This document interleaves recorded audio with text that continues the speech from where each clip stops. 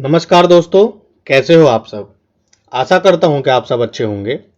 दोस्तों, आज का जो हमारा ये चैप्टर है, राष्ट्रीय आंदोलन का संगठन 1870 के दशक से 1947 तक। इसमें हम आज जो देखेंगे वो देखेंगे राष्ट्रवाद का उदय, यानी भारत में राष्ट्रवाद का उदय कैसे हुआ। भारत में राष्ट्रवाद का उदय कैसे हुआ, कैसे लोगों ने राष्ट्र के प्रति अपनी भावनाओं को व्यक्त किया, कैसे लोगों ने यह जाना कि यह राष्ट्र किसके लिए है और हमें इस राष्ट्र के लिए क्या सोचना चाहिए। और पिछले अध्यायों में दोस्तों मैंने आप लोगों को राष्ट्रवाद के जितने भी कारण थे उनके उदय में जिन जिन कारकों का योगदान रहा है उसको मैंने समझा दिया है, और इस चैप्टर में उसके आगे की बातों को हम करेंगे।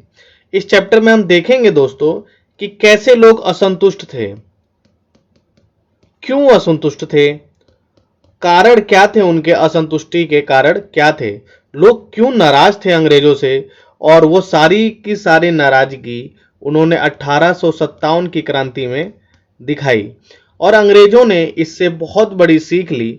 लेकिन इसका एक अच्छा परिणाम भी यह हुआ कि भारत में कुछ लोगों के संगठन ने राष्ट्रवाद के उदय में बहुत बड़ा योगदान दिया। तो आओ दोस्तों, इस चैप्टर की शुरुआत करते हैं। वीडियो को एंड तक देखना और चैनल को लाइक और सब्सक्राइब कर देना। बहुत इंपॉर्टेंट चैप्टर है राष्ट्रीय आंदोलन, राष्ट्रवाद का उदय। आइए देखते हैं इस चैप्टर को। ये जो आप भीड़ देख रहे हैं, ये भीड़ आपको क्या अभिव्यक्त करती हुई दिख रही है, क्या प्रदर्शित कर रही है ये भीड़। तो ये भारत छोड़ो आंदोलन के दौरान प्रदर्शनकारियों पर आंसू गैस के गोले छोड़ती हुई पुलिस है। पुलिस क्या कर रही है कि प्रदर्शनकारियों पर आंसू गैस के गोले छोड़ रही है ताकि भीड़ जल्द से जल्द समाप्त हो। ठीक है। और भारत छोड़ो आंदोलन जो कब हुआ था, 8 अगस्त 1942 में हुआ था। ठीक है। इसी में गांधी जी ने नारा दिया था, करो या मरो। करो या मरो का नारा दिया था गांधी जी ने। ठीक है। गांधी जी को आगा पैलेस जेल में बंद कर दिया गया था। कहां पे? आगा पैलेस जेल में। ठीक है, बंद कर दिया गया था। गांधी जी को ही नहीं, जितने महत्वपूर्ण नेता थे लगभग उन सबको ही जेलों में बंद कर दिया गया था। इसलिए भारत छोड़ो आंदोलन को स्वतः स्फूर्त आंदोलन के नाम से भी जाना जाता है। किसके नाम से?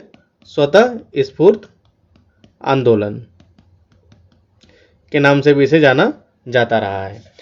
तो एनसीईआरटी जो आपको समझाने की कोशिश कर रही है, यह बता रही है कि पिछले अध्यायों में हम निम्नलिखित का अध्ययन कर चुके हैं।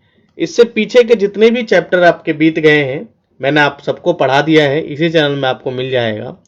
जैसे पहले चैप्टर में हमने देखा भारतीय भूक्षेत्र पर अंग्रेजों का कब्जा, भारतीय भूक्षेत्र पर अंग्रेजों का कब्जा और रियासतों का अधिग्रहण, नए कानूनों और प्रशासकीय संस्थानों की शुरुआत, किसानों और आदिवासियों की जिंदगी में बदलाव, 19वीं सदी में आए शैक्षणिक बदलाव, महिलाओं की स्थिति से संबंधित वाद विवाद, जाति व्यवस्था को चुनौतियां, सामाजिक एवं धार्मिक सुधार, 1857 का विद्रोह और उसके बाद की स्थिति, हस्तकलाओं का पतन और उद्योगों का विकास। ये जो आप देख पा रहे हैं ये सारे के सारे चैप्टर आपको बताएंगे कि लोग क्यों अंग्रेजों से क्या थे, परेशान थे, असंतुष्ट थे। जैसे आप पहला जो चैप्टर देख पा रहे होंगे, भारतीय भूक्षेत्र पर अंग्रेजों का कब्जा। जब भारतीय भूक्षेत्र पर अंग्रेजों का कब्जा हो रहा था और रियासतों का अधिग्रहण की अंग्रेजी सरकार कर रही थी, उस टाइम पे रियासतों के जितने भी लोग थे, जितने भी वहां की जनसंख्या थी, उन्होंने अंग्रेजों के खिलाफ एक असंतुष्टि अपने मन में पाल रखी थी। नए नए कानून ला रहे थे अंग्रेज, प्रशासकीय संस्थाओं की शुरुआत कर रहे थे। यह भी भारतीयों में असंतुष्टि का एक कारण बना रहा था। जैसे किसानों और आदिवासियों की जिंदगी में बदलाव आ रहे थे। आपने पढ़ा था दीकू नाम के चैप्टर में कि कैसे अंग्रेजों ने आदिवासी क्षेत्र में कब्जा करने के बारे में सोचा, उनकी जिंदगी, उनके संस्कृति के साथ छेड़छाड़ के बारे में सोचा था। 19वीं सदी में आए शैक्षणिक बदलाव, शिक्षा भी एक कारण रही अंग्रेजों के खिलाफ लोगों के मन में असंतुष्टि के। शिक्षा हमारे स्वयं के भाषा में ना होकर इंग्लिश भाषा में थी। यह इसकी शुरुआत जो हुई थी 1813 में हुई थी, ठीक है। और इसके लिए 1813 में ही 1 लाख रुपए का प्रावधान किया गया था। महिलाओं की स्थिति से संबंधित वाद विवाद प्राचीन काल से ही हमारे जो भारतीय हैं वो आवंडर भरे यानी अंधकार के युग से अभी तक छूट नहीं पाए।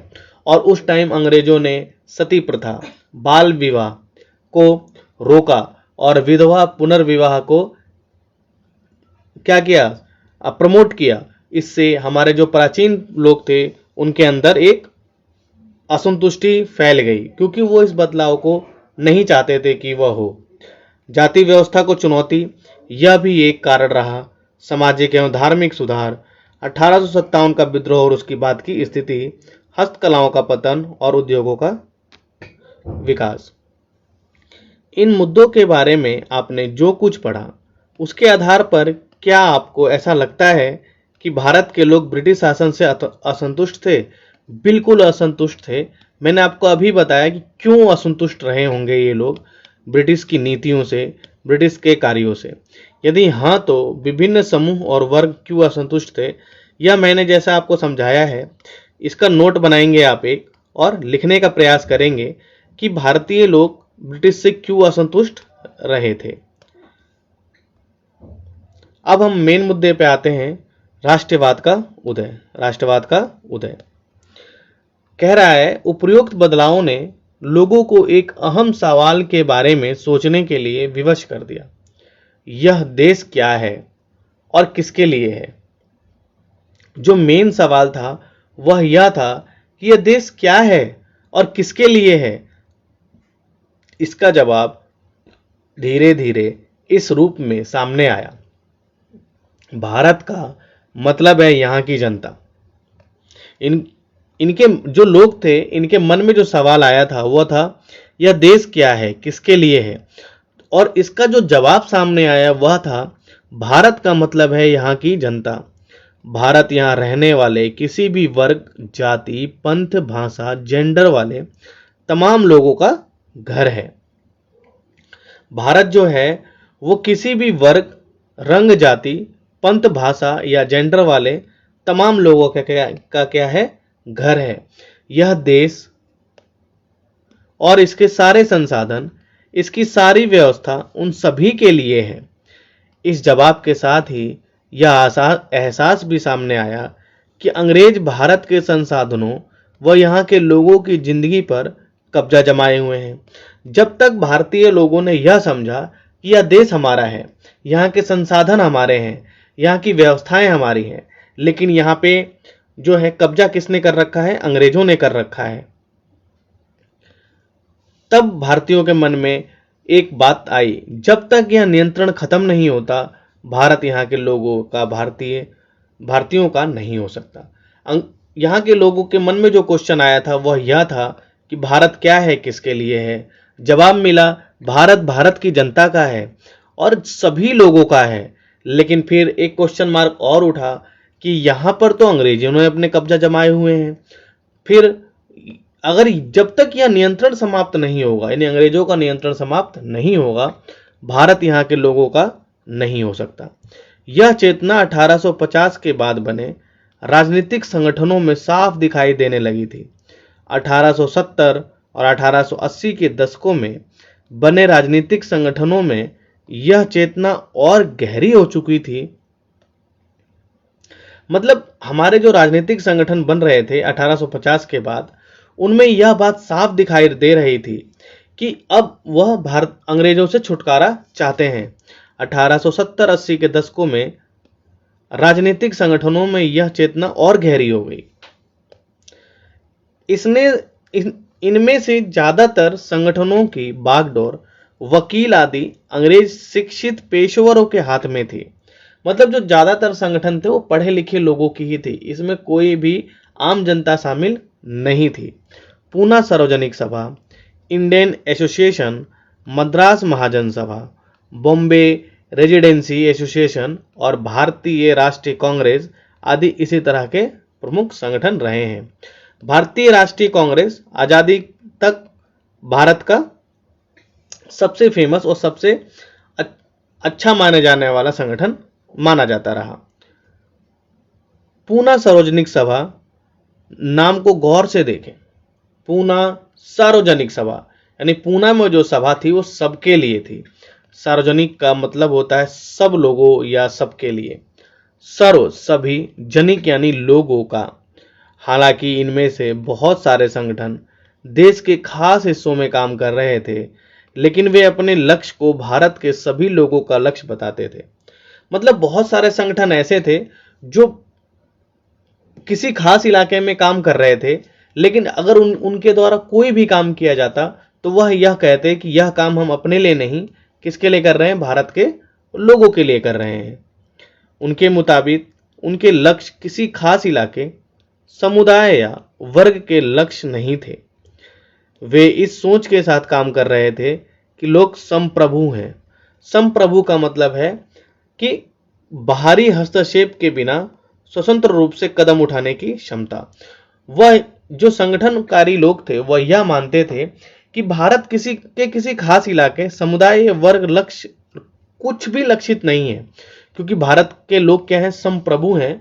अपना निर्णय वह स्वयं ले सकते हैं, किसी बाहरी हस्तक्षेप, बाहरी लोगों के बिना हस्तक्षेप के। ठीक है, कह रहा संप्रभुता एक आधुनिक विचार है और राष्ट्रवाद का बुनियादी तत्व है। राष्ट्रवाद का बुनियादी बोले तो उसका नींव है। बिना इसके राष्ट्रवाद हो ही नहीं सकता, बिना इसके राष्ट्रवाद पनप ही नहीं सकता संप्रभुता के बिना, और यह एक आधुनिक विचार है। ये संगठन इस धारणा से चलते हैं कि भारतीय जनता को अपने मामलों के बारे में फैसले लेने की आज़ादी होनी चाहिए। ये जो संप्रभुता है ये जो संगठन है, ये इस बात से चलते हैं कि भारतीयों को अपने फैसले लेने की आज़ादी होनी चाहिए, उसमें बाहर का कोई हस्तक्षेप ना हो, बाहर की कोई भी दखलंदाजी नहीं होनी चाहिए। तब भारतीय लोग क्या बन पाएंगे, संप्रभु हो पाएंगे। 1870 और 80 के दशकों में ब्रिटिश शासन के प्रति असंतोष और ज़्यादा गहरा हुआ।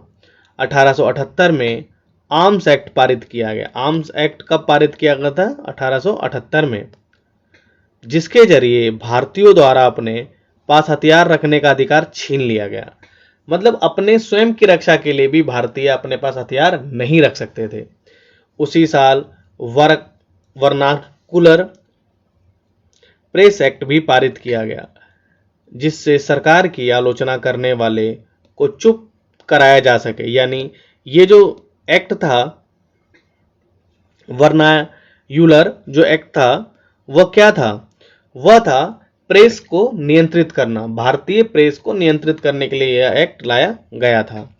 इस कानून में प्रावधान था कि अगर किसी अखबार में कोई आपत्तिजनक चीज छपती है तो सरकार उसकी प्रिंटिंग प्रेस सहित सारी संपत्ति को जब्त कर सकती है। आपत्तिजनक, अब ये सोचने वाली बात है कि कौन सी खबर आपत्तिजनक हो सकती है, सरकार की आलोचना या सरकार के बारे में कुछ बोलना। अब वो तो सरकार ही तय कर सकती थी कि कौन सी बात आपत्तिजनक है, और अगर कुछ भी आपत्तिजनक लगा तो जो प्रिंटिंग प्रेस है उसकी सारी संपत्ति जब्त हो जाएगी। 1883 में सरकार ने इल्बर्ट बिल लागू करने का प्रयास किया। इसको लेकर काफी हंगामा हुआ। इल्बर्ट बिल 1883 में पास हुआ था, यह आपको ध्यान रखना है। इस विधेयक में प्रावधान किया गया, इल्बर्ट बिल में प्रावधान था कि भारतीय न्यायाधीश भी ब्रिटिश या यूरोपीय व्यक्तियों पर मुकदमा चला सकते हैं, ताकि भारत में काम करने वाले अंग्रेज और भारतीय न्यायाधीशों के बीच समानता स्थापित की जा सके। ये तो अच्छा एक्ट था, लेकिन इसके खिलाफ क्या हुआ, काफी ज्यादा हंगामा हो गया। कहां पर, ये जायज सी बात है, ब्रिटेन वाले लोगों ने किया होगा, अंग्रेजों ने किया होगा, भारतीयों को इससे क्या प्रॉब्लम हो सकती है। जब अंग्रेजों के विरोध की वजह से सरकार ने यह विधेयक वापस ले लिया तो भारतीयों ने इस बात का काफी विरोध किया। इस घटना से भारत में अंग्रेजों के असली रवैये का पता चलता है। मतलब पोल खुल गई अंग्रेजों की कि अंग्रेज चाहते क्या थे। पढ़े लिखे भारतीयों के एक अखिल भारतीय संगठन की जरूरत 1880 से ही महसूस की जा रही थी, परंतु इल्बर्ट विधेयक ने इस चाह को और गहरा कर दिया था। 1885 में देश भर के 72 प्रतिनिधियों ने मुंबई में सभा करके भारतीय राष्ट्रीय कांग्रेस की स्थापना का फैसला लिया। कभी आपसे पूछा जाए कि भारतीय राष्ट्रीय कांग्रेस की जो स्थापना हुई थी उसके प्रथम अधिवेशन में कितने प्रतिनिधि थे, तो कितने रहे थे? 72 प्रतिनिधि रहे थे। पहला अधिवेशन कहाँ हुआ था? मुंबई में हुआ था। संगठन के प्रारंभिक नेता दादा भाई नौरोजी, फिरोज शाह मेहता, बदरुद्दीन तैयब जी, WC बनर्जी, ये जो थे ये पहले अध्यक्ष रहे थे कांग्रेस के पहले अध्यक्ष थे ये। सुरेंद्र नाथ बनर्जी, रमेश चंद्र दत्त, S सुब्रमण्यम अय्यर एवं अन्य प्रायः बम्बई और कलकत्ता के ही थे। मतलब इनमें से ज्यादातर नेता जो थे वो बम्बई और कलकत्ता से ही संबंधित रहे थे। नौरोजी व्यवसायी और प्रचारक थे।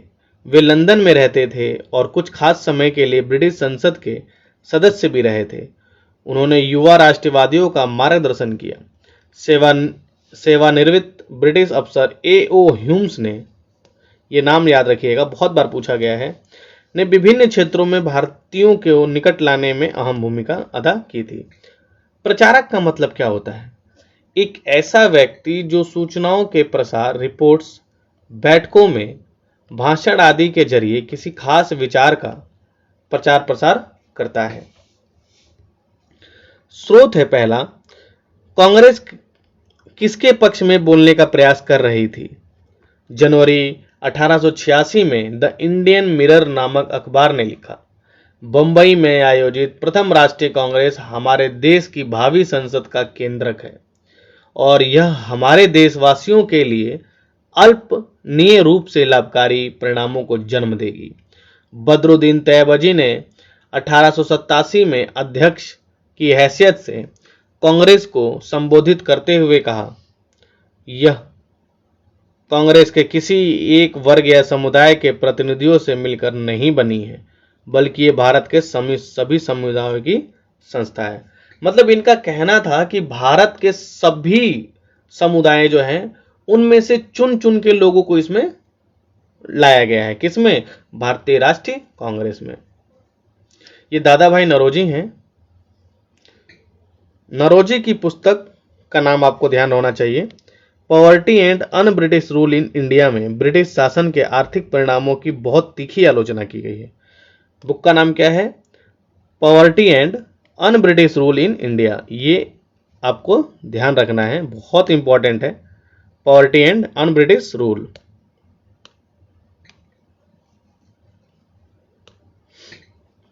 उभरता हुआ राष्ट्रवाद। अक्सर कहा जाता है कि अपने पहले 20 सालों में कांग्रेस ने अपने उद्देश्य और तरीकों के लिहाज से मध्यमार्गी पार्टी थी। कांग्रेस को मध्यमार्गी पार्टी कहा जाता था। जैसे गौतम बुद्ध मध्य मार्ग अपनाते थे, ना किसी को दुख देना ना किसी को सुख देना, वही इनका भी मानना था। इस दौरान कांग्रेस ने सरकार और शासन में भारतीयों को और ज्यादा जगह दिए जाने के लिए आवाज उठाई। कांग्रेस का आग्रह था कि विधान परिषदों में भारतीयों को ज्यादा से ज्यादा जगह दी जाए, परिषदों को ज्यादा अधिकार दिए जाएं और जिन प्रांतों में परिषदें नहीं हैं वहां उनका गठन किया जाए। कांग्रेस चाहती थी कि सरकार में भारतीयों को भी ऊंचे पद दिए जाएं। इस काम के लिए उसने मांग की कि सिविल सेवा के लिए लंदन के साथ साथ भारत में भी परीक्षाएं आयोजित की जाएं। यह आप एक गतिविधि है। शुरुआत से ही कांग्रेस सभी भारतीय लोगों के हक में और उनकी ओर से बोलने का संकल्प व्यक्त कर रही थी। कांग्रेस ने ऐसा क्यों किया होगा कि वो लोगों के साइड से बोलती थी, लोगों को अप्रत्यक्ष रूप से सामने रख के बात करती थी। एक वर्ड है निरस्त करना। निरस्त करने का अर्थ है किसी कानून को समाप्त करना, किसी कानून की वैधता को समाप्त करना। ठीक है। शासन व्यवस्था के भारतीयकरण की मांग नक्सलवाद के खिलाफ चल रहे आंदोलन का एक हिस्सा थी। क्योंकि तब तक ज्यादातर महत्वपूर्ण नौकरियों पर गोरे अफसरों का ही कब्जा था। अंग्रेज आमतौर पर यह मानकर चलते थे कि भारतीयों को जिम्मेदारी भरे पद दिए जा सकते हैं, क्योंकि अंग्रेज पहले ही मानते थे कि भारतीयों को जिम्मेदारी वाले पद नहीं दिए जा सकते। ठीक है, क्योंकि अंग्रेज अफसर अपने को भारी भरकम वेतन का एक बड़ा हिस्सा ब्रिटेन भेज देते थे। मतलब सैलरी मिल रही है इनको यहाँ पे और ये पैसे भेज रहे हैं ब्रिटेन में। वाह भाई। इसलिए लोगों की उम्मीद थी कि भारतीयकरण से यहाँ का धन संपत्ति भी कुछ हद तक भारत में रुकने लगेगा। भारतीयों की मांग थी कि न्यायपालिका को कार्यपालिका से अलग की जाए, आर्म्स एक्ट को निरस्त किया जाए और व्यक्ति व बोलने की स्वतंत्रता दी जाए। शुरुआती सालों में कांग्रेस ने कई आर्थिक मुद्दे भी उठाए। उनका कहना था कि भारत में ब्रिटिश शासन की वजह से गरीबी और अकाल पड़ रहे हैं। बढ़ते लगान के कारण काश्तकार और जमींदार विपन्न हो रहे हैं, यानी गरीब होते जा रहे हैं, और अनाजों की भारी निर्यात की वजह से खाद्य पदार्थों का अभाव हो गया है। अंग्रेज यहाँ से ज्यादातर अनाजों का निर्यात कर देते थे, ज्यादातर सामानों को लेके चले जाते थे, जैसे यहाँ पर खाने का अकाल पड़ जाए। कांग्रेस की मांग थी कि लगान कम किया जाए, फौजी खर्चों में कटौती की जाए और सिंचाई के लिए ज्यादा अनुदान दिए जाए। उसने नमक कर, विदेशियों में भारतीय मजदूरों के साथ होने वाले बर्ताव तथा भारतीयों के कामों में दखलंदाजी करने वाले वन प्रशासन की वजह से वनवासियों की बढ़ती मुसीबतों के बारे में बहुत सारे प्रस्ताव पारित किए।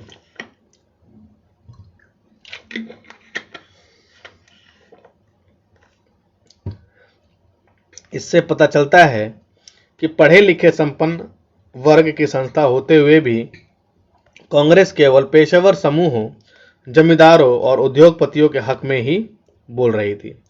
मतलब कांग्रेस ने कभी जमीनी स्तर पे काम नहीं किया था उस टाइम पे।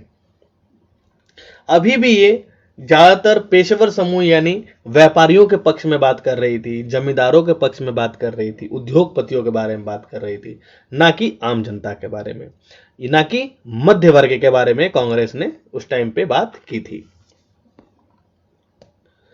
मध्यवर्गीय नेता जनता को ब्रिटिश शासन के अन्यायपूर्ण चरित्र से अवगत कराना चाहते थे।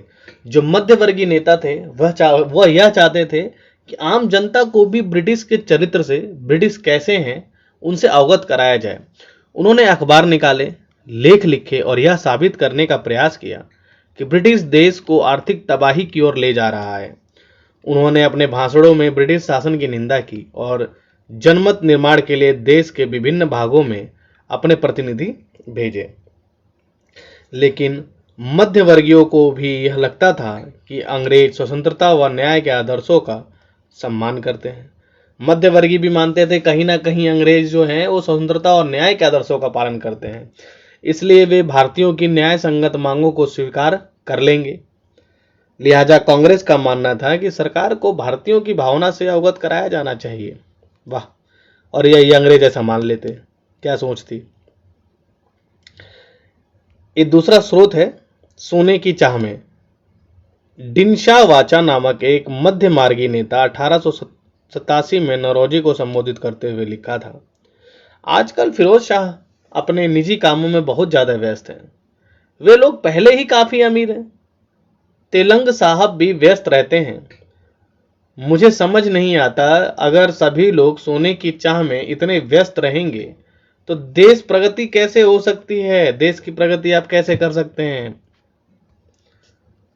स्वतंत्रता हमारा जन्मसिद्ध अधिकार है, यह नारा दिया गया था। स्वतंत्रता हमारा जन्मसिद्ध अधिकार है। 1890 के दशक में बहुत सारे लोग कांग्रेस के राजनीतिक तौर तरीकों पर सवाल खड़ा करने लगे।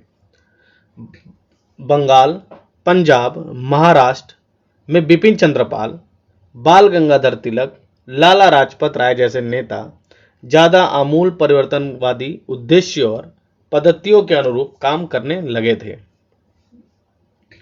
उन्होंने निवेदन की राजनीति के लिए नरमपंथियों की आलोचना की। उन्होंने बोला आप निवेदन करके कुछ प्राप्त नहीं कर सकते अंग्रेजों से, आपको अपनी लड़ाई लड़नी पड़ेगी। बिना लड़ाई के आप अंग्रेजों से कुछ बोलेंगे कि वो आपको दें, वो आपको नहीं देंगे। तो निवेदन की राजनीति के खिलाफ उन्होंने आलोचना की। किसने? लाला राजपत राय थे, बाल गंगाधर तिलक, बिपिन चंद्र पाल जैसे नेता। और आत्मनिर्भरता और रचनात्मक कामों को महत्व दिया इन लोगों ने। उनका कहना था कि लोगों को सरकार के नेक इरादों पर नहीं बल्कि अपनी ताकत पर भरोसा करना चाहिए, लोगों को राजस्व के लिए लड़ना चाहिए। तिलक ने नारा दिया, स्वतंत्रता मेरा जन्मसिद्ध अधिकार है और इसे मैं लेकर रहूंगा। स्वतंत्रता मेरा जन्मसिद्ध अधिकार है और मैं इसे लेकर रहूंगा। किसका नारा था? तिलक का, यानी बाल गंगाधर तिलक का। ये रहे हमारे बाल गंगाधर तिलक। मेज पर रखे अखबार, ये जो अखबार है, तिलक ने संपादन में निकालने वाले मराठी अखबार केसरी ब्रिटिश शासन का कट्टर आलोचनक बन गया था।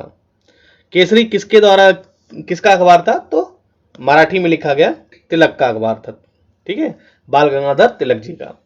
1905 में वायसराय कर्जन ने बंगाल का विभाजन कर दिया। बंगाल विभाजन कब हुआ था? 1905 में। किसने किया था? लॉर्ड कर्जन उसने किया। उस वक्त बंगाल ब्रिटिश भारत का सबसे बड़ा प्रांत था। बिहार और उड़ीसा के कुछ भाग भी उस समय बंगाल के हिस्सा थे। अंग्रेजों का कहना था कि प्रशासकीय सुविधा को ध्यान में रखते हुए बंगाल का बंटवारा करना जरूरी था, परंतु इस प्रशासकीय सुविधा का मतलब क्या था? अंग्रेजों ने जब बंगाल का विभाजन किया तो उन्होंने एक बात रखी कि बंगाल एक बहुत बड़ा क्षेत्र है, उस पर शासन करना बहुत मुश्किल है, इसलिए हम बंगाल का विभाजन कर रहे हैं ताकि उस पर अच्छे से शासन चलाया जा सके, उसको प्रशासकीय सुविधाएं दी जा सके। जबकि मेन मुद्दा यह नहीं था, मेन मुद्दा था कि हिंदू मुस्लिम एकता को तोड़ना उनका मेन मुद्दा रहा था। इससे किसको सुविधा मिलने वाली थी? जाहिर है इसका ताल्लुक अंग्रेज अफसरों और व्यापारियों के फायदे से था। लेकिन सरकार ने गैर बंगाली इलाकों को अलग करने की बजाय उसके पूर्वी भागों को अलग करके असम में मिला दिया। पूर्वी बंगाल को अलग करने के पीछे अंग्रेजों का मुख्य उद्देश्य रहा था बंगाली राजनेताओं के प्रभाव पर अंकुश लगाया जाए और बंगाली जनता को बांट दिया जाए। यहां पर इन्होंने बांटो और राज करो की नीति का अनुसरण किया था। बंगाल के विभाजन से देश भर में गुस्से की लहर फैल गई। मध्यवर्गीय और आमूल परिवर्तनवादी कांग्रेस के सभी धड़ों ने इसका विरोध किया। विशाल जनसभाओं का आयोजन किया गया और जुलूस निकाले गए। जन प्रतिरोध के नए नए रास्ते ढूंढे गए। इससे जो संघर्ष उपजा उसे स्वदेशी आंदोलन के नाम से जाना गया। यानी बंगाल विभाजन के टाइम पे जो आंदोलन हुआ था उसे स्वदेशी आंदोलन के नाम से जाना जाता है।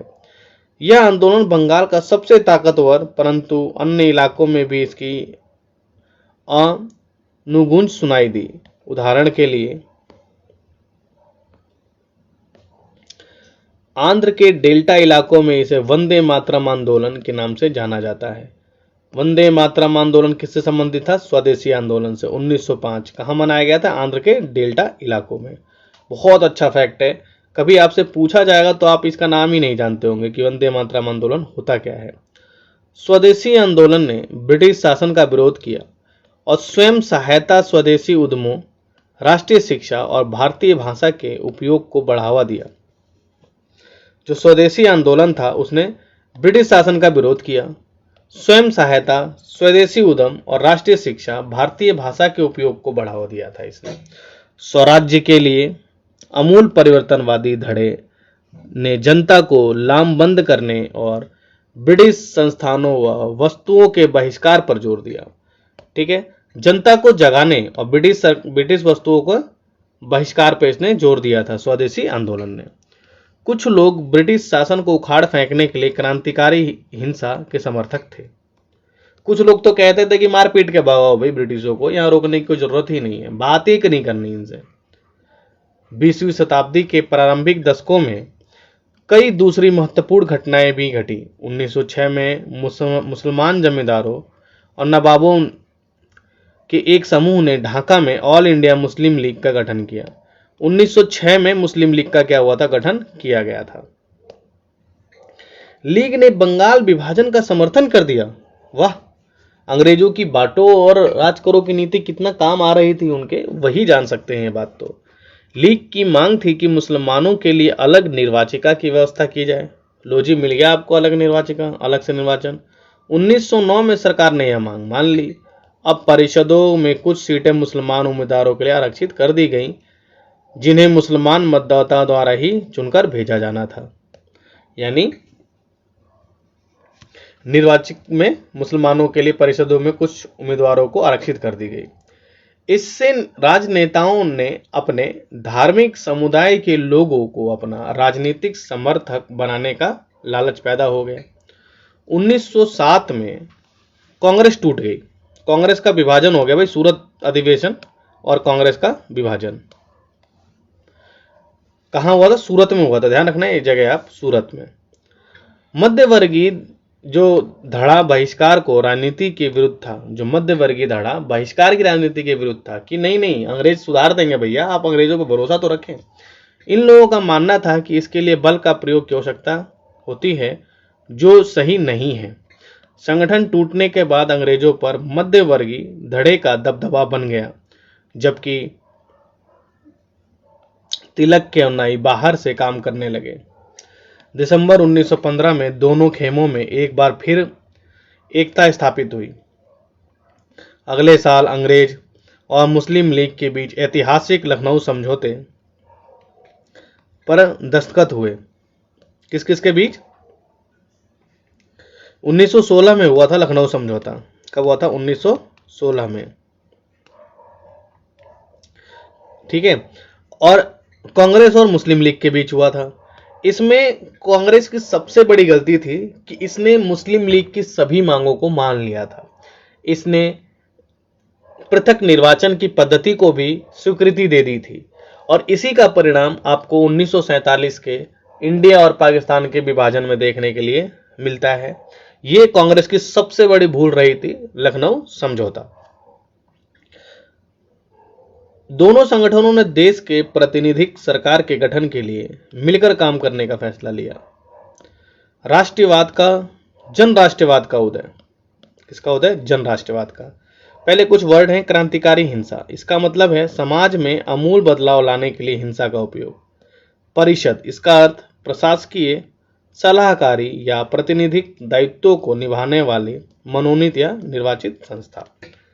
जन राष्ट्रवाद का उदय। 1919 के बाद अंग्रेजों के खिलाफ चल रहा संघर्ष धीरे धीरे एक जन आंदोलन में तब्दील हो गया। किसान, आदिवासी, विद्यार्थी और महिलाएं बड़ी संख्या में इस आंदोलन से जुड़ते गए। कई बार औद्योगिक मजदूरों ने भी आंदोलन में योगदान दिया। 20 के दशक में से कुछ खास व्यावसायिक समूह भी कांग्रेस को सक्रिय समर्थन देने लगे थे। जो व्यावसायिक पहले अंग्रेजों के साथ रहते थे, जब उनको धोखा लगा अंग्रेजों से, तो उन्होंने भी इसका समर्थन किया। पहले विश्व युद्ध ने भारत की आर्थिक और राजनीतिक स्थिति बदल दी।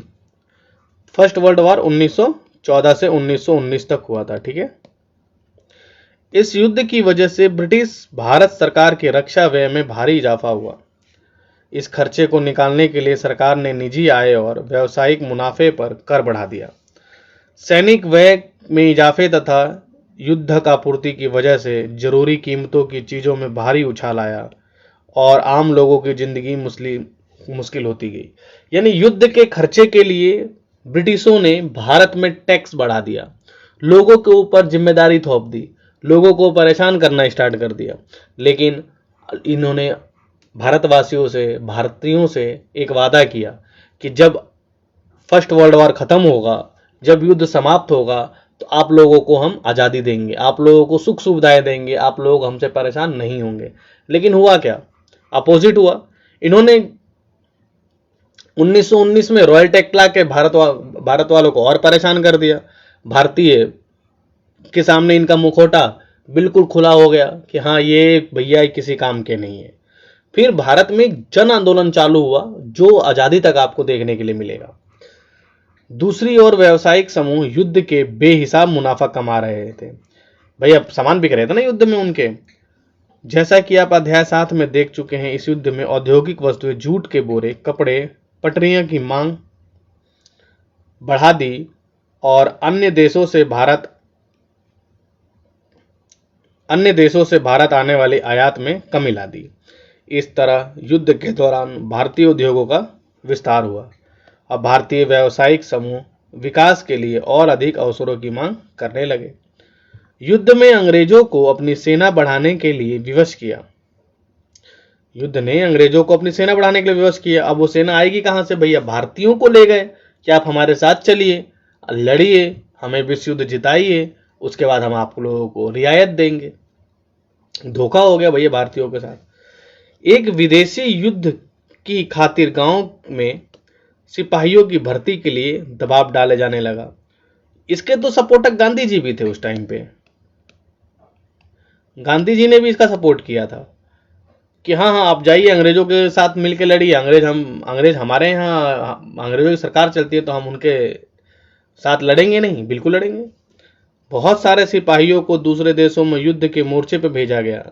इनमें से बहुत सारे सिपाही युद्ध के बाद यह समझदारी लेकर लौटे कि साम्राज्यवादी शक्तियां एशिया और अफ्रीका के लोगों को किस तरह शोषण कर रही हैं।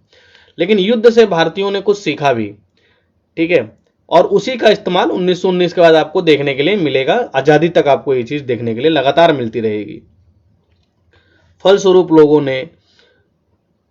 फलस्वरूप ये लोग भारत में औपनिवेशिक शासन का विरोध करने लगे। इसके अलावा 1917 में रूस की क्रांति हुई। इस घटना के चलते किसानों और मजदूरों के संघर्षों का समाचार तथा समाजवादी विचार बड़े पैमाने पर फैलने लगे थे, जिससे भारतीय राष्ट्रवादियों को नई प्रेरणा मिलने लगी। यह आपने देखा भारतीयों में कैसे राष्ट्रवाद का उदय हुआ, कैसे कांग्रेस की स्थापना हुई, कांग्रेस ने किस हिसाब से काम किया, कांग्रेस ने देश के लोगों को किस हिसाब से देखा, कांग्रेस में किस किस प्रकार के लोगों थे। आपने देखा बंगाल विभाजन 1905 का, आपने देखा 1906 का मुस्लिम लीग, आपने देखा 1907 का कांग्रेस में विभाजन नरम दल और गरम दल के बीच। फिर आपने इस चैप्टर में देखा 1909 का पृथक निर्वाचन, फिर आपने देखा लखनऊ समझौता, फिर आपने देखा क्या, जन आंदोलन।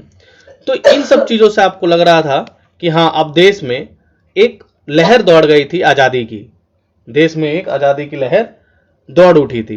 अब इस लहर में गांधी जी का आगमन होगा और नेक्स्ट पार्ट में हम देखेंगे गांधी जी के आगमन को, और गांधी जी से रिलेटेड जितनी भी आपके पास फैक्ट होंगे, जितने भी आपके उनके चंपारण हो, बनारस हिंदू विश्वविद्यालय में उनका भाषण हो, या खिलाफत आंदोलन हो, जो भी है वो आपको नेक्स्ट पार्ट में हम बताएंगे और अच्छे समझाएंगे। ठीक है, तब तक आप चैनल को लाइक और सब्सक्राइब कर दीजिएगा और नेक्स्ट पार्ट देखने के लिए यहीं आइएगा। ठीक है, मिलते हैं आपसे अगले पार्ट में। धन्यवाद।